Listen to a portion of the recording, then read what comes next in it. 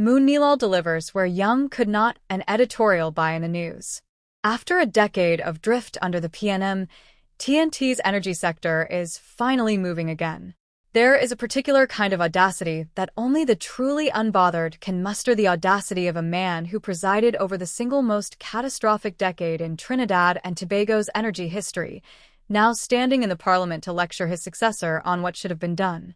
Stuart Young, former Minister of Energy under the People's National Movement, took to the floor recently to voice concern about the future of the downstream sector. The irony would be amusing, were it not so deeply insulting to the intelligence of the nation. Let us be precise about Stuart Young's legacy.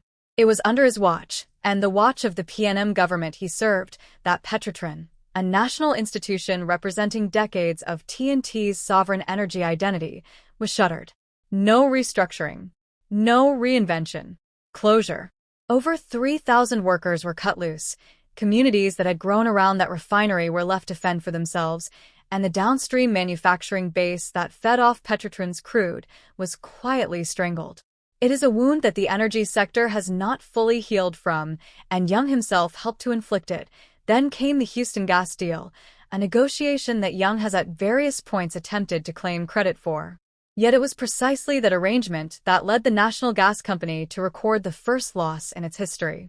Rather than positioning TNT as a strategic player in the international LNG market, the deal left NGC exposed, absorbing costs that the structure never adequately covered. For a minister tasked with protecting the nation's energy patrimony, that outcome was not merely disappointing. It was a dereliction. Compare that record to what Energy Minister Roodal Moonilal has delivered in barely more than a year in office. Oil production, which stood at 52,810 barrels per day in January 2025, climbed to 54,000 barrels per day by November of the same year. Natural gas output rose from 2.41 billion cubic feet per day to 2.5 billion cubic feet over the same period. These are not projections. They are not campaign promises. They are documented, verifiable production figures that reflect a sector beginning to respond to purposeful policy intervention. And the trajectory is set to continue. Moonilal has projected natural gas production reaching approximately 2.6 billion cubic feet per day by 2028, underpinned by upstream investment and enhanced field development. Oil production is expected to reach 59,000 barrels per day by December 2026, with further increases into 2027.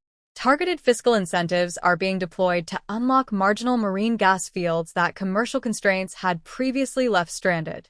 The minister has framed the mission plainly: convert stranded resources into national development.